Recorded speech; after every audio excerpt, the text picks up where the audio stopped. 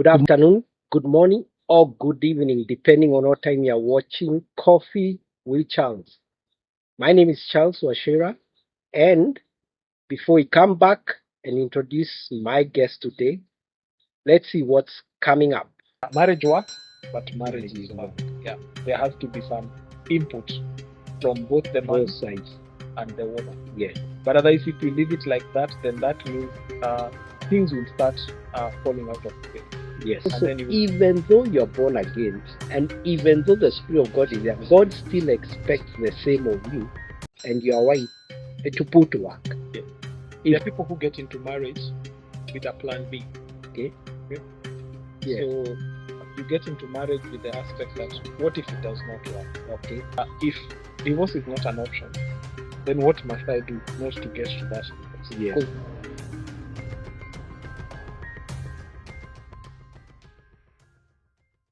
Welcome back. This is Coffee Charles. And remember to subscribe to this channel. Hit that notification button so that when we release content like this, YouTube can alert you. Thank you for joining us today. I would like us to talk about marriage. And history of marriage in this country, we are just more closer to US because we brought a lot of Western culture. And I'm privileged to have my guest here today. Thank you for coming. you, This is my friend for a long, long time. Wetoka mbali, yani almost over 20 years ago, even more than 20 years ago. His name is Steve Muchoki, and he's an accomplished guy who has a lot of knowledge on marriage because he has been married from 2008. India. yeah. And they have 3 kids. He'll be telling much more to us about himself.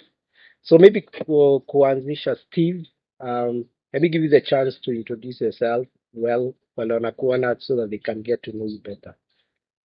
So thank you so much for having me. My name is Steven Muchoki. As Charles has put it, I'm married to Gladys, and we've been blessed with 3 children.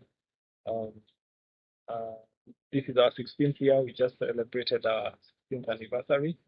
And not that I'm an expert.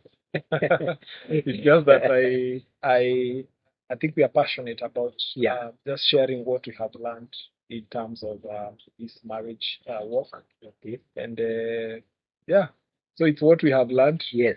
We always want to share what we've learned with other couples. Okay. But we are also growing.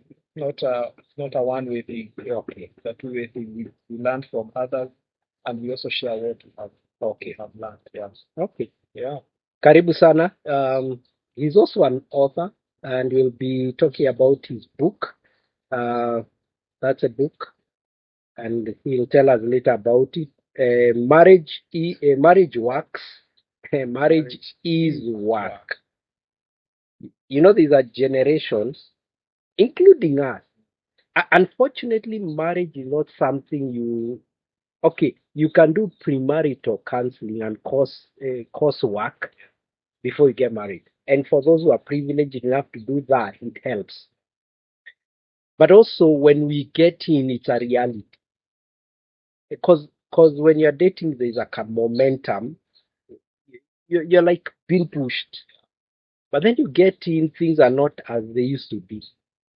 And that's where we start because, of course, your book is on marriage is work. So somebody would think my marriage is failing maybe because we are not right for each other, we are not compatible. Uh, some Christians would even say, I didn't hear God well. That's why it's clashing. Yeah. But just take us through Kidogo. What does it mean when you say marriage is work? If it is going to work, it has to be work. What is this work? Yeah. Thank you. Yeah. So I think what the phrase actually marriage works, marriage is work, is a phrase that my wife and I usually use it a lot. Okay. Um, the truth of the matter is that marriage is under attack. Yes. It's an institution that has been under attack for for a long time. Yes. But it works. Somehow it works. One, because it is God's idea, Okay. and anything that is God's idea works. Yes. And so even in the book, I think that's one of the things I've said, that it's a bold statement that Yes. it works. Yes. Yeah, but now I look at the aspects of how it works. Okay. So definitely we know marriage is according to me, Mm. and even that's what I have written in the book, that when we are talking about marriage, we are talking about a man and a woman. Yes. And I think it's very Important. important to clarify define. that. So we are talking about a man and a woman, Okay. coming together uh, and agreeing to work together, Mm. so that and they have witnesses, Yes. before God and before men. So that's the first step, people coming together Okay. and agreeing. They've been in agreement. Then the other thing is, for anything, even anything that is, if you just live like a house, if you just leave a house like that without doing anything to that house, you will start noticing that after some time, things start happening. Or even, let's take another example, a car. Yes. If you just leave the car there on the compound, Yes. and you don't do anything to it, one of the things is tires zinaanza Chapa. Eh, In fact, they deflate. they deflate. That's the first Yeah. thing. The windscreen, it starts getting dust, Yes. and Yes. then and that means if that car is not being put to use, then that means with time it will start deteriorating. Yes. And so it's just the same analogy. Okay. When you look at a marriage, if you want that marriage to be successful, then there are some things that you need to put in place so that you ensure that it does not deflate like the vehicle. Exactly. It does not gather dust like Exactly. a house. It will leave it like Yes. that. And anything you put to work, if you are determined to achieve something, then you have to, there are some things you have to do Yeah. for you to be able to achieve something. Yes. It's like in an exam. If you want to pass, you have to put in some effort. You have to wake up in the morning and read Yes. and study for that exam. Yes. You have to prepare. Yes. So that when the exam comes, the test comes, then you'll be able to pass. And so even in marriage, the same thing. For the man and for the woman, they both have to put some work for that marriage to be able to work. And so that's why I'm talking about marriage is work, but marriage works, but marriage is work. Yeah, there has to be some input from both the man Both sides. and the woman. Yeah. But otherwise, if you leave it like that, then that means things will start falling out of place. Yes. And then you will wonder what happened to my marriage. Exactly. And because unfortunately a lot of marriages are also breaking up in church, and because of this notion that born again Christians, and again it boils down to a born again Christian has the Spirit of God, or they both have the Spirit of God. They are both in a covenant, together plus God. And that marriage should be seen to work. But I think also, even though you're born again, and even though the Spirit of God is there, God still expects the same of you and your wife to put to work. Yeah. If you just also leave it to And God. actually, the interesting thing is, even if you're not born again, Yes. and you're married, Yes. the principles of God will still work. Work. And they will still operate. Yes. Why? Because marriage is God's creation. Yes. And so even if you're not Same. born again, Yes. and you're putting into practice some of the things that probably will look at, your marriage will work. Yes. Why? Because it is a God ordained institution. Yes. And whether you're saved or not, it will still work. Yeah. Yeah. But you can also be saved And it collapses. and you don't do anything, And it and figures it collapses. And you wonder what what happened. happened. Yeah. And by the way, that's something I think those guys who are watching us, it's important to understand, because it feels like I am saved gives you a privilege that yours won't won't stop working, Yes. or won't fail, because it's ordained by God. We are ordained by God. We have the Spirit of God. But there are principles, and that's what I want you to bring out there. And you can highlight which ones. There are principles of how you should present yourself as a man and a woman in that marriage without letting it go. Because if the unbelievers are working, it's gonna work. And if believers are not working, it's gonna fail. So there's no privilege. And so we like to understand that some of the things. What are these principles? What is this one? If somebody is asking out there, okay, Kazigan, Okay. what can you put in What and can so I in a put in? marriage? Yeah. So one of the things I usually say is when you're getting into marriage, uh, there are people who get into marriage with a plan B. Okay. Okay. Yeah. So you get into marriage with the aspect that what if it does not work? Okay. And when you have a second alternative, chances are that the other alternative will always be, beckoning. Yes. Yes. So one of the things that personally, my wife and I, we purposed when we were getting married that divorce is not an option. It from that point of view, then you will want to understand if divorce is not an option, then what must I do not to get to that divorce? Yes. Because we don't want to have that as an option. Yeah, we want to get married is a covenant. Yes. A covenant is a long lasting. Yes. It does not end until one person, Decides. dies. Or one person is not, or unless you both decide to break it. To break it. Yeah. Yes. Yeah. So that is the first thing. The attitude that you approach in getting into marriage. I think at this particular point, I always want to, especially talk with young people that are just about to get into marriage. Why are you getting married? Why are you getting into marriage? What is your end goal? Are you thinking of something else? Do you have a plan B? Yeah, if you have a plan B, Yeah. then that plan B will always be beckoning you Yes. and asking you. Yes. Yeah, there is plan B. Yes. But if you know that this is the only way and I am not turning back, then you are determined to put into what do you call it? You are determined to ensure that because I have purpose, I will not, Get out. get out Yeah. of this. Then what do I need to do to ensure that there is continuity and I do not give up? Yes. So for me, that is the key thing. Okay. Number two is marriage is God ordained, and so when you get married, God is there. In my book, I've talked about the blueprint, the blueprint of marriage. God, it's God's idea. And so when you look at uh, uh, like a vehicle, it has a manufacturer a manual. Yes. Or if you look at a building, Yes. they are building like this. There is the architect who built this Yes. building Yes. had to put it first in a blueprint. Yes. It was in his mind. Yes.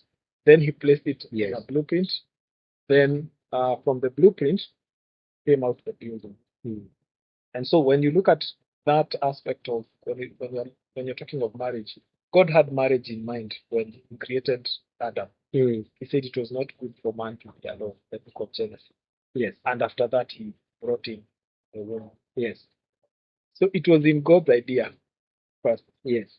Then God put the blueprint. Then God built up the marriage.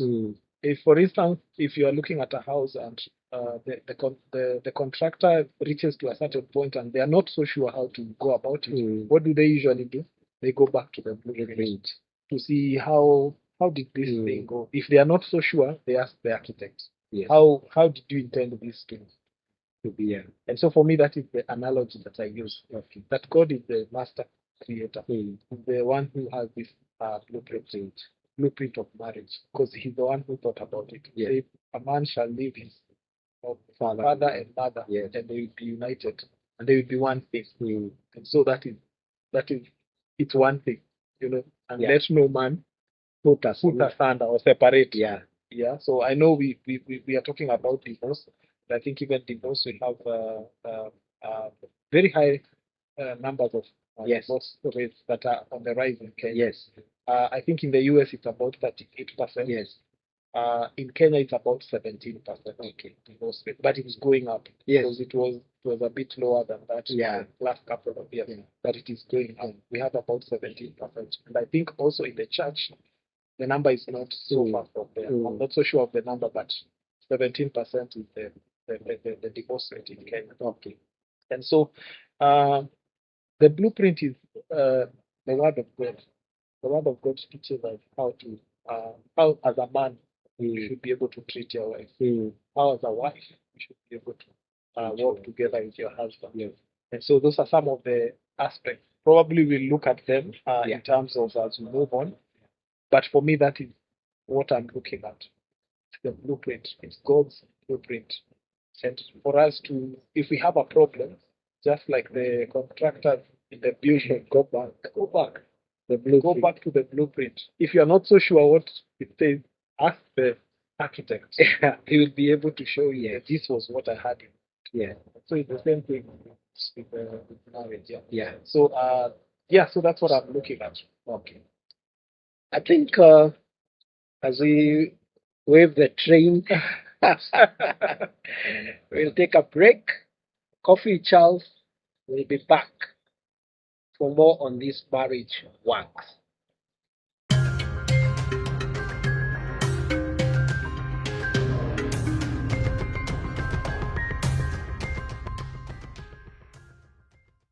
Welcome back to Coffee Charles. I'm still here with Steve Muchoki. We are talking about marriage works, but you have to put in work, for it to work. And we are going to go on. And, Steve, it just, when I was younger, when we were younger Christians, I think my assumption was kind of when you trust God with anything, whether you trust God with your kids, your wife, your marriage, your job, it always felt like things will be fine. But times in growing up and you come across things that don't work, even though God, isn't it? Like a child, you raise a child, is teenage, he takes another path, and you've always taken him to church, you prayed with him, and he takes his path. You wonder, hey, who you and even maybe I'm the Sunday school teacher. And other kids are following God. Yeah. You find they are honest believers who have been in marriage and it didn't work for them, and they're not bad people. So it brings me to a question where marriage is work, but does it mean for Christians or for unbelievers who have failed and it divorced and it scattered that they didn't work? Or what would you address in it? Because there is a part of work, and did they work or they just let it go? What would be your thoughts around that? It's an interesting question, and for me, I can look at it probably from two angles. Okay. So the first angle is that probably they did not do what they were homework. Yeah. They did not. When we talk about commitment, Yes. they probably did not put so much effort in commitment. Okay. When we talk about commitment, we are talking about when you get married, you exchange the marriage vows. Yes. And one of the phrases that when forsaking all others, yes, I will keep myself for you, only you. That's a commitment, and probably there are those who did not keep that commitment. The standards of God are higher. Yes. Jesus said, if you just look at a woman, lustfully, you've already committed sin. Yes.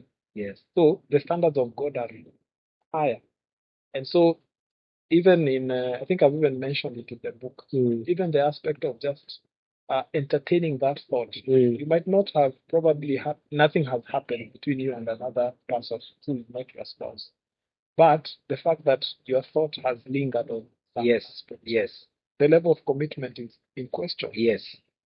That is one. There is also the aspect of communication. Yes. And of course, communication is everything. Yes. Communication is the way you converse or pass information from yourself to the other person. Yes. So probably there could be some areas that are falling short.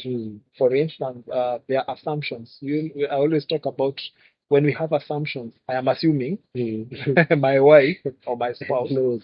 knows what I am feeling in my Yeah. heart. But if I don't express it, if I don't bring it out Mm. to her, the way I am perceiving Yes. the issue, Yes. then there's an aspect in communication. The other one is forgiveness, Yeah. compassion. I think that's one of the biggest because even Jesus himself talked Mm. about forgiveness, Yes. and he talked about forgiving many times. Yes. And sometimes it's difficult to forgive. I'm not Mm. saying it's easy. Yes. Forgiving is difficult. Yes.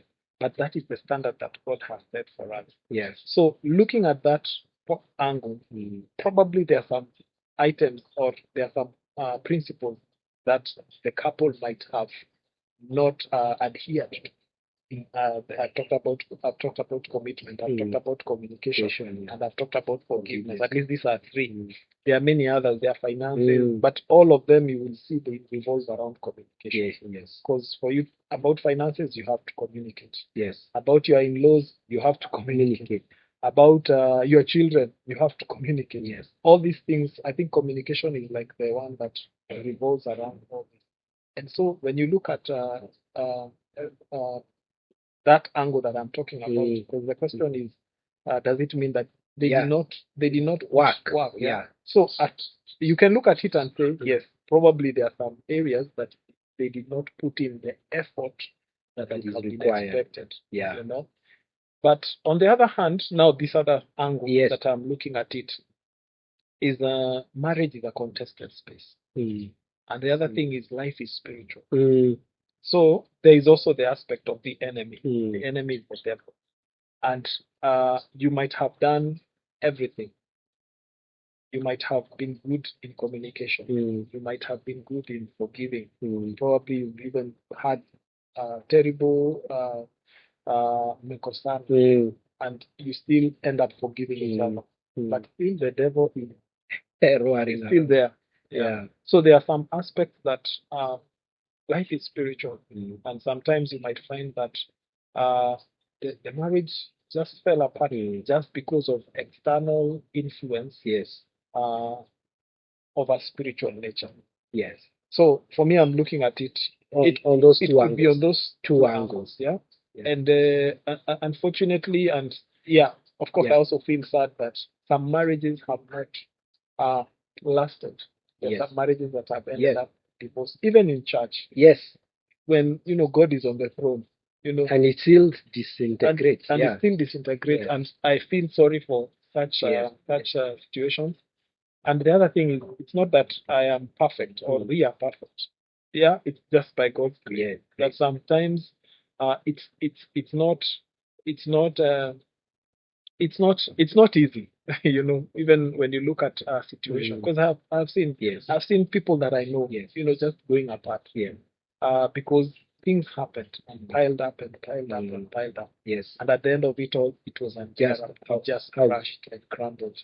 So that's how I can look at it. I can look on at those it two angles. on those two angles. You can say it's like a yes and a no. No.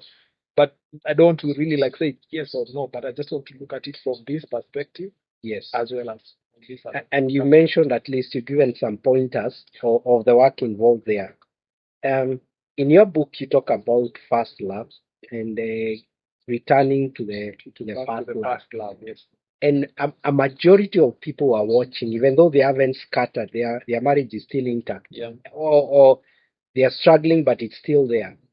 There's something kuzoeana. Yes. Wewe nishakuoa, Yeah. unaenda wapi? Yes. And anyway, even for us who are like now in our 40s, sasa unaenda wapi? Yeah. Yeah. So we take each other for granted. You don't even care. And there's that now first aspect of the things we used to do. We no longer do. Because we just feel, sasa wewe ulishaza watoto, let's just focus on the kids, and you neglect yourself. And eventually it brings problems later, even some in their 50s, and or when kids go away, then you are wondering, who is this stranger? Yeah. Yeah. So that's one. Yeah. And you can address the first love and how people can go back to the first love. But the second one, on something you touch about communication being part of the work, some people have what you call conflict. I'm trying to express my view, Yes. but my spouse can't stomach that view.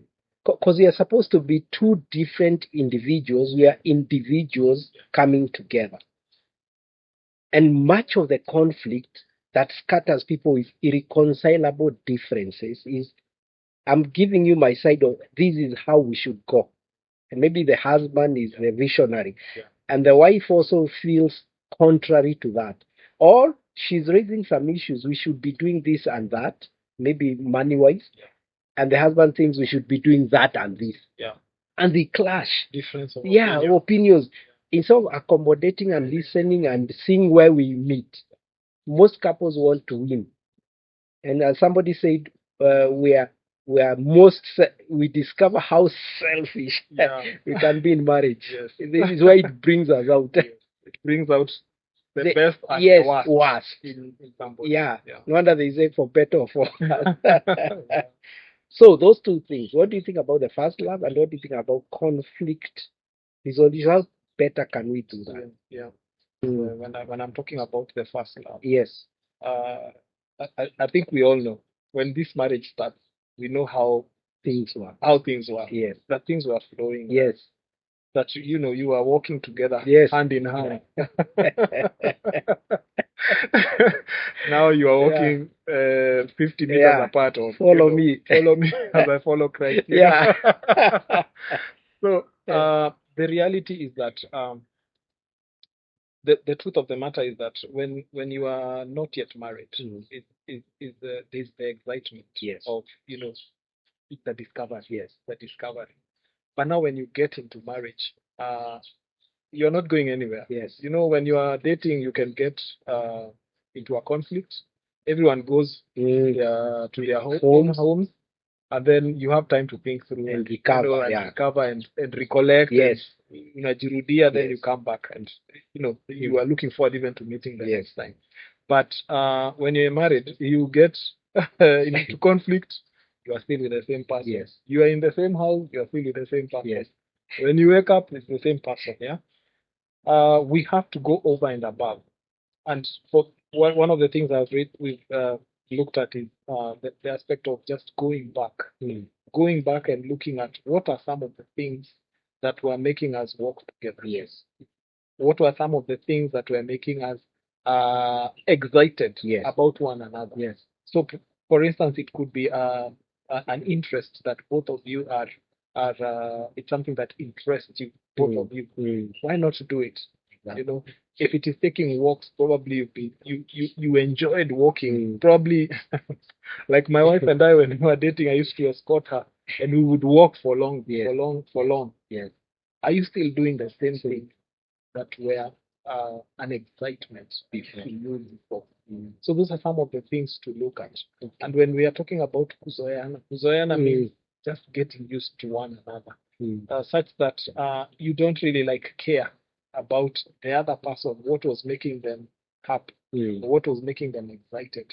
That should be your goal as a spouse or as a husband. You should be looking towards making your wife happy with the things that were making her happy, and vice versa for the wife. If this is what your man was always happy to receive from you, Yes. give it to him. Yes. If it is serving him and doing something for him, do it for him. So looking at the things that were Working.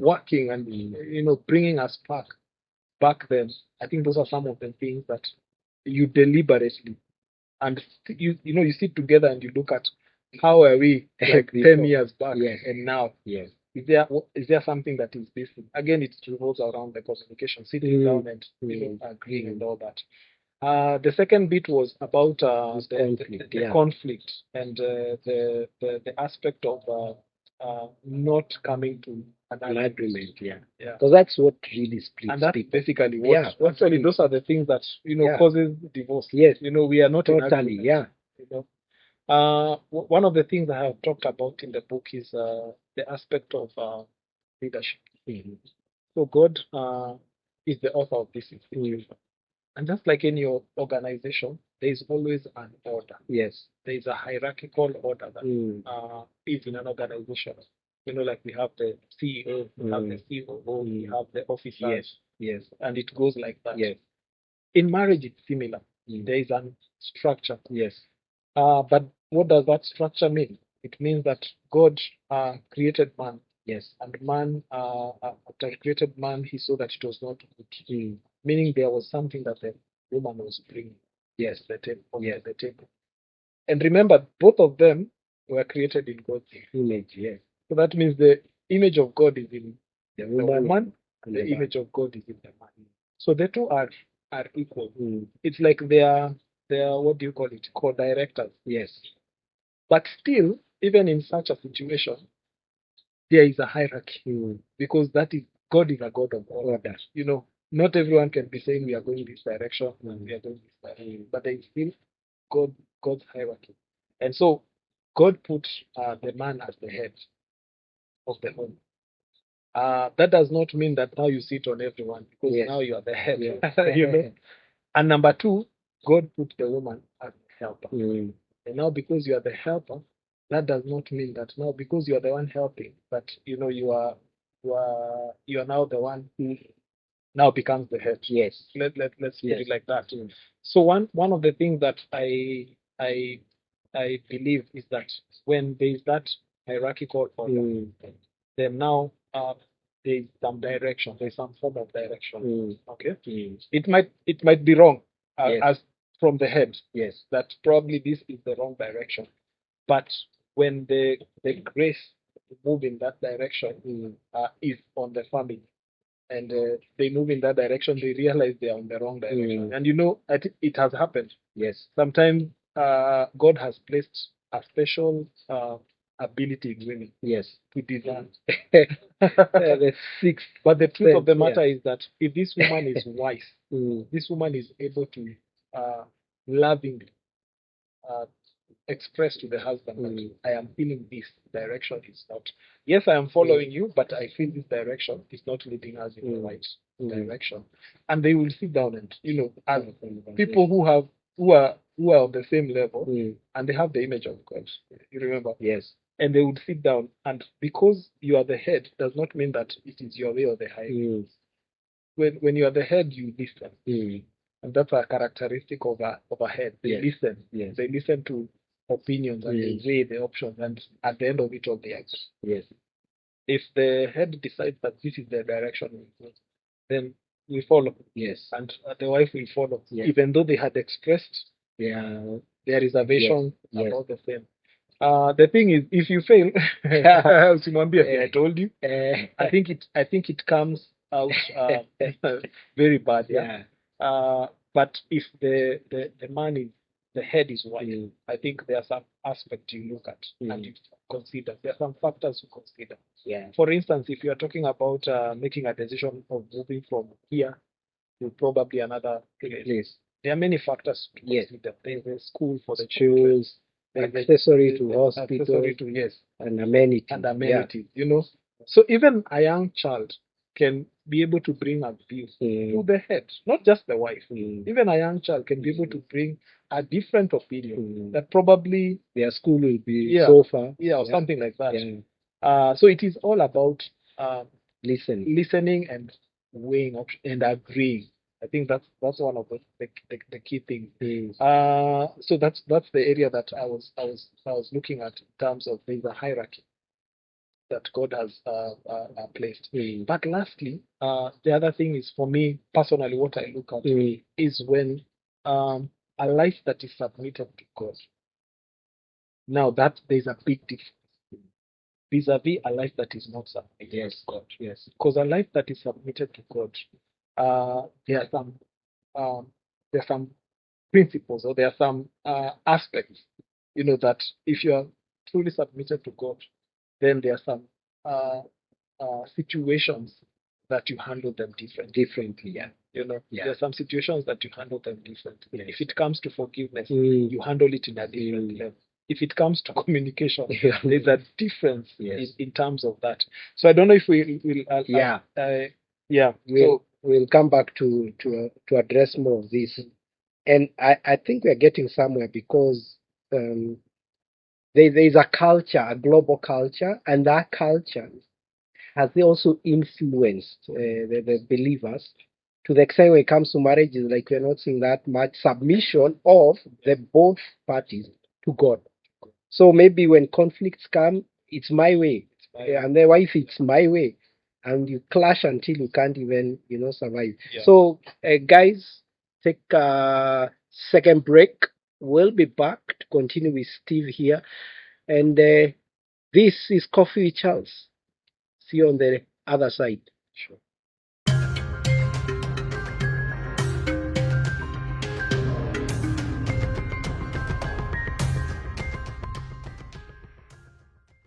Welcome back. We are still with Steve here. It's hope you had a nice break. Remember, you're watching Coffee with Charles, and if you haven't liked the channel, go ahead and like this channel, subscribe to it, and always remember to hit the notification button so that content like this, when it's released, YouTube can alert you. And also, there's a WhatsApp number down there. If you have a question that you'd like us to cover in the next episode, please go ahead and post your question on that number or write on the comment section what you think about today's topic or what you'd want to know that you may not have covered in this topic. So, karibu sana again, Steve. So, maybe dig in a bit more and tell us much more about the issue of submission, because in a conflict situation, either party is going to have to tone down. And I know there's a whole teaching on that in Ephesians as you'll take us, and also the importance of premarital, because we'll come back to that. Yeah. Yeah, go. Yeah. So I think it's an interesting topic because submission is expected from both. Yes. It's interesting. It's Of course, people expected, think it's just the the woman. wife who's supposed Yeah. to So submit. yeah. Yeah. So scripture in Ephesians chapter 5, it starts from verse 21. Okay. It says we submit to each other Okay. out of the love or the reverence of Christ. Yeah? Okay. And so there is the element of the fact that you're submitted to God. Then that means the way you handle things should be in a way of submission. You know, it should be in a way of honoring the one you are submitting to, because we are first we are first accountable to God. Yes. Before even we are accountable to anyone else. Yes. And so for the husband, there's the element of submission. Yes. For the wife, there's the element of submission. But as we look at the roles of both the husband and the wife, we realize two things. One, the husband is told to love the wife, and the wife is told to love the husband. And it just explains more how the wife should submit to the husband, just like the church submits to Christ. Yes. And the husband to love the wife, just like Christ loved the church. Because Paul was talking about he was talking about Christ and the church, but he was using that analogy to explain the aspect of love and submission in a marriage setup. Because at the end of it all, he says, "I'm talking about Christ and the church." Yes. But we draw some lessons from this passage of scripture. It's Ephesians chapter 5, from verses 21 all the way to 28. It's a good read. When you get time, you can just go through it. And so, one of the things that I look at is, how did Christ love the church? Christ loved the church by dying for the church. He died for and the who church. wants to die? Who wants to die? Yeah, no one wants to die. Yeah. But if as men we are supposed to honor God and honor Him in our marriages, then an element of dying has to take place. So what does that mean? Dying. Scripture says, I think it's in Romans 5, that while we were still sinners, Christ died for the church. So what I'm seeing here is an initiative. That Christ took an initiative to do what? To sacrifice for the person who is still a sinner. So that the initiative is there, and we see this is what we see in Christ. Christ took the initiative. Christ, the scripture that we all love, for God so loved the world, John 3:16, Yeah. that he did what? That he gave. Yeah. There's an aspect of, there's a sacrifice. Yes. There's the initiative, the first initiative. And so when we look at the man being the head, there's a level of, how can you put it? It's a higher level, it's a higher standard. And dying is difficult, or it's more difficult than submitting. Sometimes we think submission is easier, but you are still alive. Then you are dead. When you are saying submitting, when you're saying loving this person, it's like you have put them first. You've removed yourself, put them first. And so I look at Christ's love initiates. It takes the first initiative. It took the first initiative to reach out to us. Because when we were still sinners, Christ died. Yes. And so even in a marriage setup, the husband needs to take that initiative. You know, when you are nil by mouth, yes. Hey, husband, man, yes. take the initiative. Yes. Bring things back. Yes. Because you are the head. Yes. Okay. And just to interrupt, and that is the hardest thing for us as husbands. That even when you are offended, I mean, in a situation that your wife has offended you, yet you are supposed to be the one leading the conversation to reconcile. I'm sure even men struggle with that. I mean, you are like you waiting for your wife to sort, and she knows what she did. But here you are. Christ died while we were still sinners, so he didn't wait for us to be good. Yes, he didn't and wait for us to come to him first. Yes, he did it first, and we are sinners. And when your wife has sinned against you, you are supposed to take that initiative, even though things are not right, to still lead. Quite, I mean, quite the opposite. You remember when Jesus said that not everyone will storm at this teaching. Yes. And I think most of us men struggle with this. Yes. Yeah. Even for me personally, this has been an eye opener. And when I looked at it, in Kenya, we usually say, "What?" For me, it was a way moment. Yeah. What? As in, this is what I am supposed to, to do. Because Christ loved the church, and still the church killed him. Yes. Yes. Yes. Yes. He did all that he did for the church, but still he was rejected. And they didn't recognize what he was doing. Yes. Yeah. But he didn't stop there. He continued loving. And he's always loved us, even when we go far around, So for me, Christ's love, it takes the initiative. The second thing I'm saying, and I think for me, I touch mainly on men because, I'm a man. Yes. And this I can talk to other men. Yes. The other thing is that Christ's love, it sacrifices. Sacrifices means you deny yourself for the sake of this other person. It means even when when you are deep in conflict, that they are irreconcilable, as you put it. Yes. They are not irreconcilable. Why? Because one person will give it, can sacrifice. One person can turn the other way and say, no, not go this direction. There's the element of sacrifice. Yes. Christ's love, it's sacrifice. So that's the second thing. And lastly, the other one is that Christ's love it's purposeful. Yes. It chooses to take a certain direction. I purpose. It's intentional. It's intentional. Yeah. I purpose to go this direction. Yeah. I purpose that I will not divorce my wife. I purpose that I will keep myself for her only. I will commit myself. I will keep my commitment to her only. It is not easy. Yeah. But that is the standard that God has set. And when God has set that standard, it means he is able to give you that. Which means, and which drives us to the next question. Most of us, I mean, even the well-intended of us, don't have this knowledge to that depth when you're getting in. It's like most people discover inside that If we had been sat in a class and told, man, every man here, you will have to sacrifice. You will have to die. Yes. Are you ready? Like the military, if you are in there, Yeah. and you're going for combat, there's a possibility of dying Not for your back. for your country, even not just for your country, not just for your family. And you make an informed decision and say, I'm not going to join this military. That's why most of us are not in the military, because I'm not willing Yeah. to put my life for these people. Life, yeah. And even the people I'm putting my life don't even care. Yeah.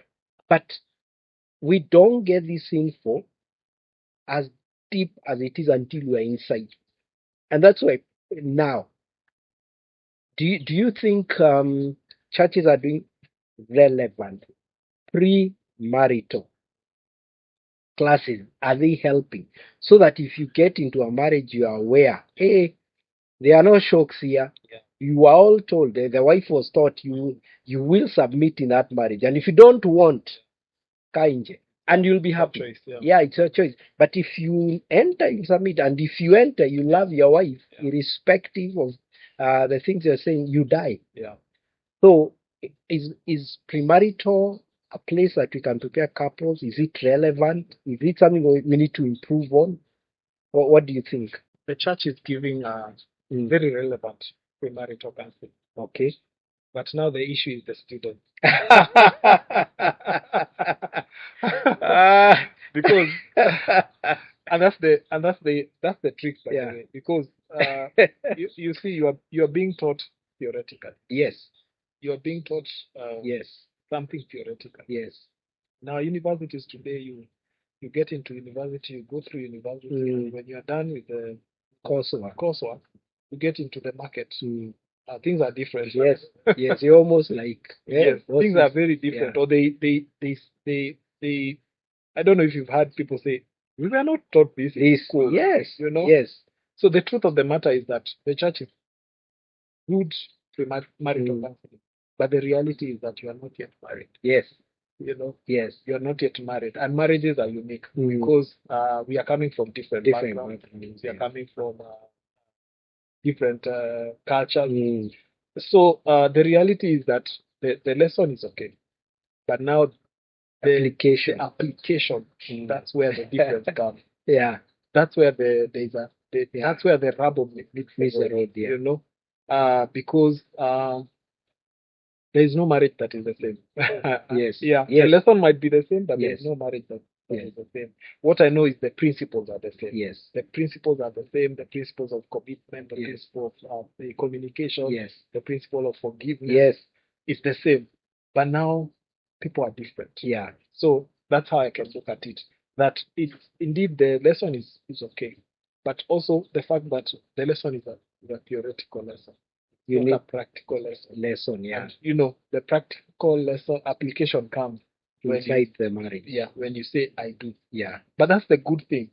The good thing is that God already knows that.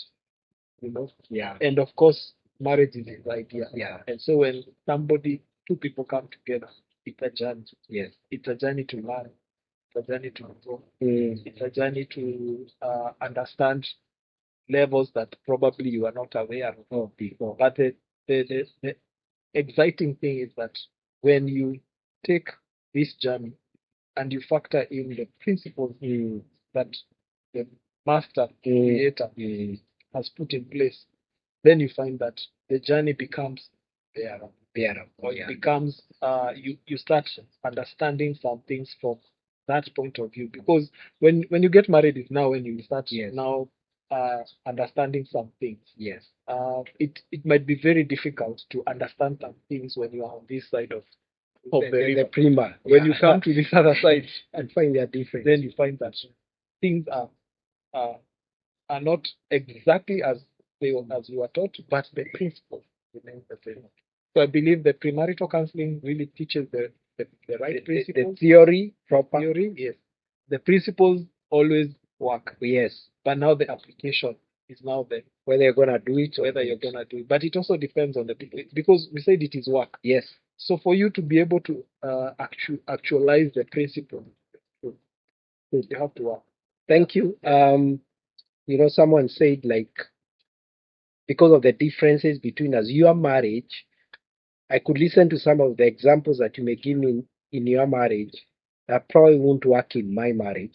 So we used to have a joke like someone said, I cook for my wife uh, and she's so happy, but that's occasional. Like you spin the dish on Saturday, and then this other guy borrowed the example. Hey, if I cook for my wife, it will work like my friends. Like my friend. So he goes home, he cooks for his wife, and then the next day he notices the wife is not cooking. Yeah. Why? Because the wife has decided you continue now. Continue. You are doing a good job.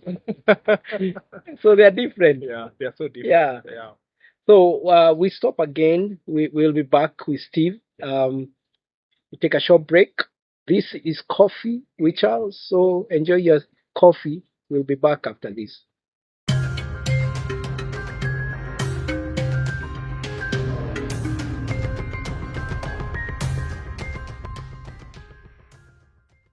Welcome back to Coffee with Charles.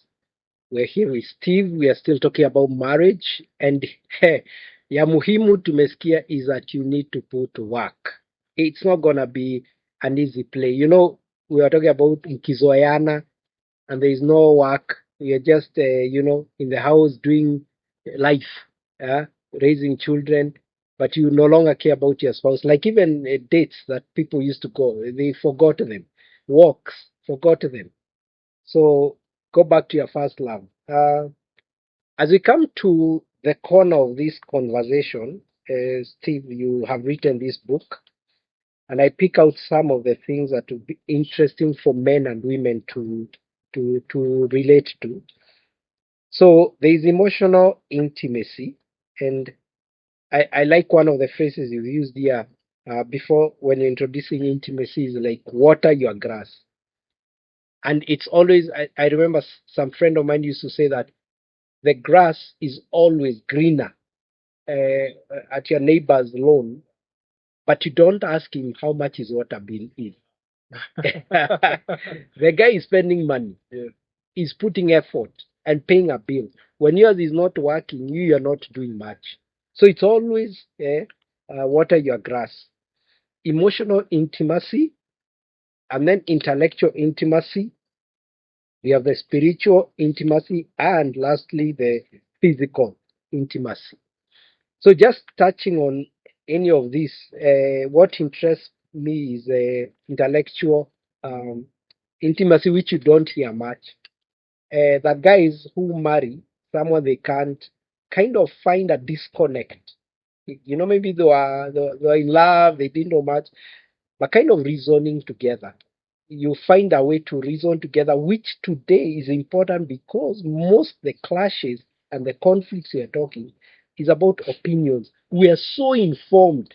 There's a day the husband was the source of information. Everything. Like our parents and the grandparents, you'd hear mothers ask a lot of questions to their husband. I mean, the wives would ask their husbands, like, what did the president say? What did the chief say? What is that is called a hurricane? It was meant like a man knows all these things. He was a Google platform, Google scholar to come, yeah, Chat GPT to come and give you info. But today, the wife is quite informed. Books, education, Google, TV programs, YouTube, so much info. And then the husband is also informed, including the kids. The kind of questions a 4-year-old, 5-year-old will ask you, they're informed. You can't cheat them. Like, I'm going out. In those days, you'd be told, I'm going to even the darkness. You would never ask which is this darkness. But today, the kids will ask, what is that? Explain, and you won't fool them. So intellectual, I find it like when a couple can't connect and reason, even debate and talk and differ respectfully and come back and work on a compromise. That's a couple on a higher place. Most, if you are not intellectually connecting, utakuwa na arguments that never end, and then those arguments turn emotional. and the rest is we know. Barabara inaharibika, conflicts, irreconcilable people scattered. But they would have reasoned together. Because the Bible says two cannot work together unless they agree, and even God says, come, we reason together. So, what do you think of men and women as they exercise these four spheres of intimacy? Yeah. Actually, we talked about the four. Yes. For me, I look at spiritual intimacy as Yes. as the topmost. It's the one that directs your purpose. It's the one that directs your direction. Then after that, we have the intellectual intimacy. Yeah, because when challenges come under the intellectual intimacy, then emotional intimacy Yes. is affected. Yes. And when emotional intimacy is affected, Yes. eventually physical Yes. intimacy is affected. So for me, I look at it in that order. So we are talking about the intellectual. Basically, intellectual is just the intellect. How I can be able to raise an issue with my spouse, and we are looking at the issue. We are not looking at the person. And I think those are some of the things that sometimes we look at a challenge. If this is a conflict, yes, it's always good to have the conflict on that end and the couple on this side. Yeah. You are working as a team. And so you look at the conflict from an intellectual point of view, questioning what the fact that we are not in agreement on this particular aspect. What is it that from your end you are seeing it? Maybe I'm seeing it from a different angle. You are seeing it from a different angle. We need to be at the same angle. Yes. To see where the issue is. And so that aspect of just coming together and having the aspect of I can even raise an issue and I will not feel like I'm being looked down on, intellectually. We need to be at a certain level whereby we are operating from the same level in terms of our intellect. Being able to address an issue and not worried that you will look down on me, probably as a result of it depends on even our level of education and all that. Then now we are focusing now the issue toward the achievement in life. Yeah. So for me, that's how I'm looking at it. But I'm looking at the four in that kind of order. But if everything else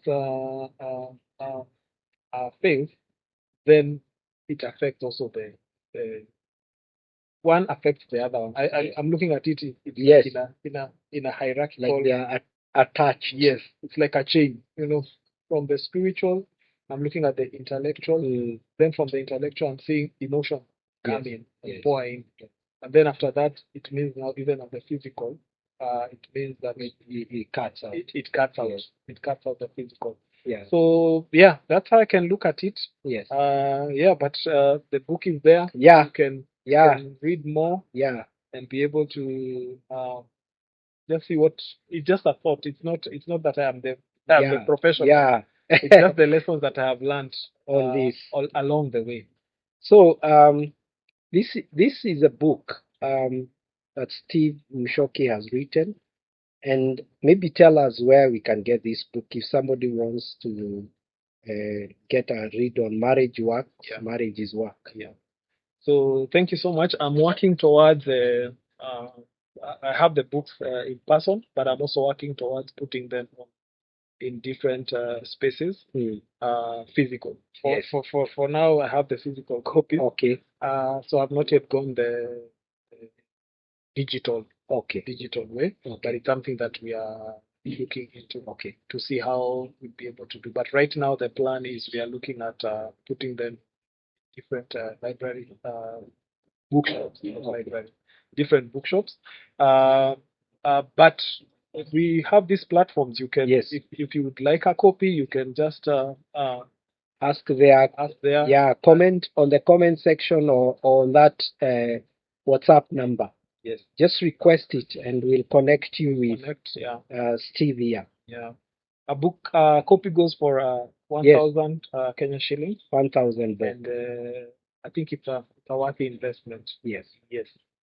And actually, what you can even do as Coffee Charles is that the first person to request this book on this particular program, if you request as a first one, we'll make sure we get that book to you at no charge. The second, the third one, the fourth one, wejipange. Yeah. But our first respondent will get this book to you at no charge or at no cost. And so, thank you, Steve, for coming. This is your 16th year in marriage, and before we leave the platform, somebody would ask, maybe from your 16 years and how you've related. Have you found yourself like in is they may think because you've authored the book, you are, as you said, you are the angel of the information. But are there times you've clashed with your wife, you have conflicted, you have been in problems that you had to use these principles to get out of those problems? Or yours has been, river flowing all the way to the ocean? Yeah. You know? It's good to share personal experience. And for my wife and I, we almost separated and went our ways. Mm-hmm. But the aspect of forgiveness, I think that is one of the key things that was able to help us get back to where we are at. Mm. Uh, and I think probably that's the tipping point that maybe many marriages get to, and then they tip over. Yes. For us, we got there, but by God's grace, we were able to embrace forgiveness, embrace communication, embrace commitment. And so that's an example I can give. The good thing is we we had learned these things, and now what I was talking about, when the rubber meets the road, uh, then you get back to the same principles that you already know, but sometimes you find them hard to apply. But with God's grace and turning to Him, that really helps. Okay. And so I can say that, and probably there are marriages that right now are going through such a season. Just take a step back and look at some of the things that are causing the conflict, and be able to, look at the conflict as something that is on one side, you and your spouse be on another side, so that you are able to address or attack the conflict that is ailing you together. Because together as a team and God on your side, then you will be able to make it. Awesome. And also, last question would be: there are people out there watching. What would you advise them in terms of the two of them have reached that cliff, and their desire is that they would want to save their marriage, but the two of them can't even save themselves? Where can they get help? What would you advise? What are the areas they can get help?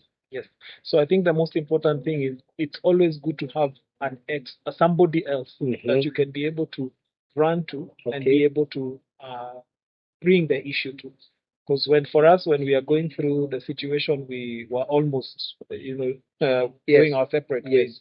We called in a third person, to be able to come and just listen to both of us, and listen to the issues that we are facing, and be able to point us to some of the areas that probably we would factor and consider looking at them from probably a different perspective. And so it's always important to get somebody, if it is a counselor, if it is a marital counselor, go ahead and be able to get one.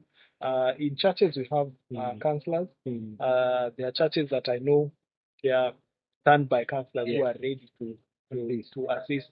And I even had to call somebody in that situation, just calling somebody and just telling them this is what I'm going through. Most of the time, as men, we don't talk, but I think I would encourage, it's always good to talk. Find somebody else you can talk with. Women can talk. Yes. They can meet a stranger and talk. But for us as men, I think there's that reservation. But the reality is that if we do not talk, then we bleed. Yes. If we do not talk, then we hurt more. So that's how I look at it. If anybody needs probably uh, Some help. some help, Yes. you can respond to that chat number, and you Yes. can be able to link them up to people if they do not know of any person that they can approach. Yeah. Thank you. So back to that WhatsApp number, or uh, you can always reach out to us on the comment section, and we'll get back to you regarding if you need help. And remember, as he said, we as men rarely we look for help because of the ego issue, like whose marriage is failing. I mean, yangu inaanguka, and we tend to just keep quiet, or we don't even have the guts or the ego restrictions to go tell somebody our problems, and that's why men are getting depressed and mental health issues, suicide issues, and people are just doing men being left by women and killing themselves, or even killing the woman and the children, and killing himself. We've seen those cases. It's basically because you have no way to articulate your issues as they were boiling. So be encouraged, and men, please seek help. Reach out to that number. We will kind of advise you where to get that help. Steve, thank you. May God also open another door for another book as you keep blessing this fraternity. And we do this because we want to just make a difference in the world as Christ has made a difference in our marriages. And so, thank you so much. Thank you too. I appreciate Asante sana. Yeah, thank you also for having me. I appreciate it. Thank you. Till next time, this has been Charles Washira on Coffee with Charles. Till next episode, God bless you Bye. and bye bye.